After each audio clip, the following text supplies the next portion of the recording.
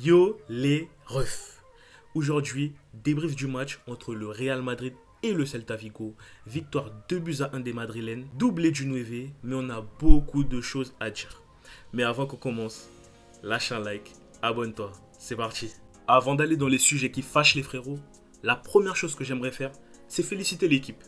Félicitations, parce que petit à petit, on s'approche de l'objectif qui est la Liga, de gagner la Liga.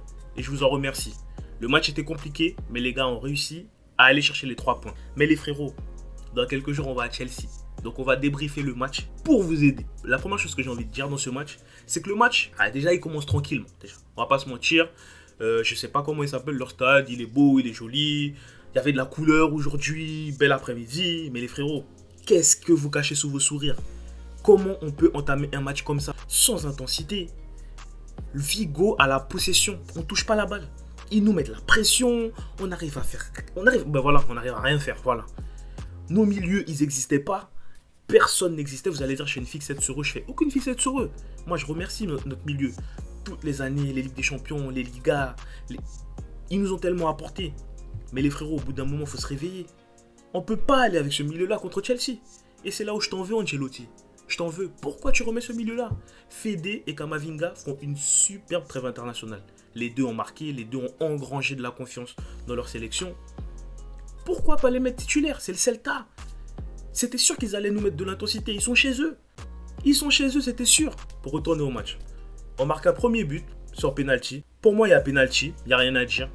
Il fauche Militao. Il l'empêche de correctement s'ajuster. Donc pour moi, il y a penalty. Ensuite, dès qu'on marque le but du 1-0, on arrête de jouer. Pourquoi on arrête de jouer, les frérots? C'est-à-dire que au moment où on a marqué, le match il est fini, ça y est, on a gagné. Et forcément, on s'expose, parce que le Celta, ils sont chez eux, il y a du temps. Donc forcément, on s'est exposé. Ils ont mis un premier but, refusé par la VAR. Moi, je suis madrilène, les frérots. Vous allez me dire, ouais, mais t'es pas juste. C'est vrai que c'est litigieux. Parce qu'en soi, c'est vrai que si Aspas n'intervient, se met pas vers le ballon, il se peut qu'Alaba puisse intervenir et la sortir. Mais c'est vrai que c'est bizarre. Mais bref. On continue. Ensuite, deuxième mi-temps. On recommence de la même manière. On joue pas. On se réveille que quand le Celta marque un but. C'est là qu'on veut jouer au football. Mais les frérots, c'est pas possible. C'est pas possible. Pas que parce que, c'est la Liga. Vous voulez que je vous dise la vérité? Au bout d'un moment, le Real Madrid, ils sont au courant de leur supériorité sur cette Liga. Ils sont même pas obligés de jouer parce qu'ils gagnent quand même. Je parlais de Kroos, Casemiro et Modric. Je fais pas de fixette sur eux. Je fais aucune fixette sur eux.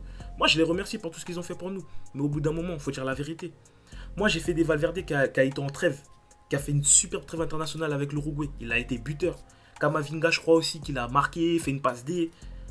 Pourquoi aujourd'hui on les voit pas titulaires? Pourquoi on les voit pas titulaires? Pour leur donner un peu de temps de jeu avant d'affronter Chelsea. Parce que c'est ces deux-là qui devraient débuter contre Chelsea. C'est ces deux-là.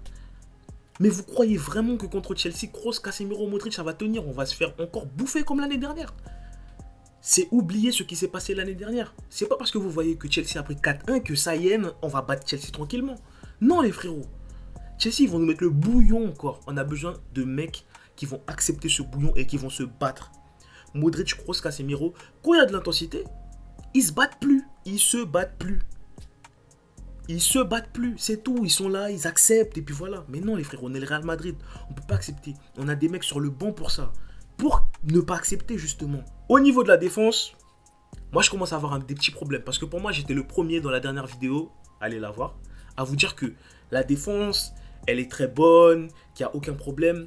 Mais des fois il y a des problèmes que je comprends pas. Vous allez me dire, oui, tu fais une fixette sur Vasquez, et je fais une fixette sur le poste de latéral, parce que ça va pas. Je sais, là, ils ont recruté un jeune du Brésil, il jouait au Shakhtar, Vinicius Tobias. Mais c'est qui ce mec? C'est qui ce mec, les frérots?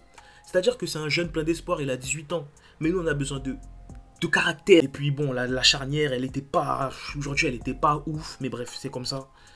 Et Courtois, merci. Courtois est le meilleur gardien du monde. Ne me parlez pas d'autres gardiens. Courtois est le meilleur gardien du monde. Vous avez vu le coup franc qu'il a arrêté? Courtois est le meilleur gardien du monde. Mais il est sous-coté. Il est vraiment sous-coté, ce mec. Donc voilà, en tout cas, un grand merci à Courtois parce que c'est lui qui a tenu la baraque aujourd'hui. Vinicius, on l'a pas vu. Vinicius, il a fait beaucoup de choses. C'est-à-dire qu'on l'a vu sans le voir, en fait. Il a fait beaucoup de choses, il a essayé de provoquer, mais il n'a pas tout le temps été juste. Donc au final, Vini, ça a été un peu compliqué. Sa partie a été un peu compliquée à mon sens. Benzema, maintenant c'est très paradoxal le cas Benzema, parce que Benzema il met un doublé, il rate un péno, donc tu te dis, ah il a fait un super match quand même, il a mis un doublé, mais non. Après lui, je lui en veux pas, c'est Benzema. Et c'est Benzema les frérots. C'est le mec qui a 23 buts en Liga, je crois.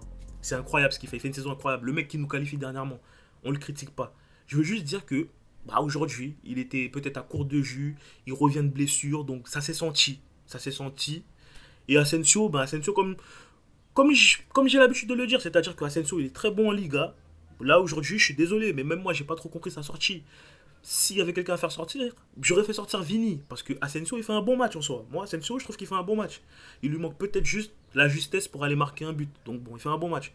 Asensio, c'est un joueur de Liga. C'est pas un joueur de Ligue des Champions pour moi. C'est la Ligue des Champions, c'est le palier un peu trop haut pour lui. Le Real veut recruter des attaquants. Haaland, Mbappé, Neymar, Messi, Cristiano. Non, les frérots. On a plusieurs chantiers, comme je l'ai dit dans ma dernière vidéo. Va la regarder, frérot. T'attends quoi? T'es toujours là? Non, reste là, reste là. Tu vas la regarder après. Allez prendre Chouameni. Ouais, les gens ils vont dire, ouais, mais le Real, vous voulez tout le monde. Ouais, on veut tout le monde. Tout le monde veut tout le monde. Tous les grands veulent tout le monde, c'est normal. Allez prendre Chouameni. Allez prendre un nouveau créateur. Pourquoi pas un Jude Bellingham? J'ai vu l'info passer, même si ça va être cher. Je sais que Florentino Pérez, avec le directeur de Dortmund, ils ont des bonnes relations. Donc peut-être il nous fera un petit prix, allez, 20 euros. Donc les frérots, il faut aller recruter au poste de milieu. Parce que Kamavinga et Valverde, certes, ils sont là, mais il ne veut pas les mettre. Même Ceballos, hein, attention. Hein. Ceballos, les frérots, il a fait une bonne entrée. Ceballos, moi qui disais que dans ma dernière vidéo qu'il fallait le vendre, il a fait une bonne entrée. Il a apporté de l'intensité, de l'agressivité. Ce que nos milieux sont incapables de faire. Parce que Modric, moi je l'aime bien. Frérot, Modric, Ballon d'Or, Lukita, légende et tout, y a pas de souci. Mais il s'est réveillé qu'en deuxième mi-temps. Quand on a pris un but, ça y est, là, on a vu, ah, Modric, il existe. Ah, il est là. Ah, Modric, il joue. C'est à ce moment-là qu'on l'a vu. Du coup, voilà. Ben, victoire très importante pour la Liga, pour aller la chercher. On va rétaffer la prochaine fois, il faudra prendre les points à rétaffer. Ensuite, Séville. Si on prend les 3 points à Séville, pour moi, on est champion. Clairement, même s'il va rester quelques matchs encore. Mais c'est vraiment le dernier match compliqué qu'on a. Vous allez me dire, on a l'Atlético, mais l'Atlético, c'est pas notre premier poursuivant. Donc, voilà. En tout cas, félicitations aux gars toujours. Merci pour votre victoire. Vous vous approchez de la Liga. En tout cas, merci d'avoir écouté le débrief jusqu'au bout. Comme j'ai dit au début de vidéo, lâche un like, abonne-toi, commente. Je réponds à tout le monde. Tout le monde, vraiment tout le monde. Va t'abonner à mon TikTok. Le lien dans la description. En plus, là, j'ai fait des vues, là. Donc voilà, les frérots. En tout cas, bonne fin de journée, ou bonne soirée, ou bonne matinée. Je sais pas à quel moment vous allez voir la vidéo. Au revoir.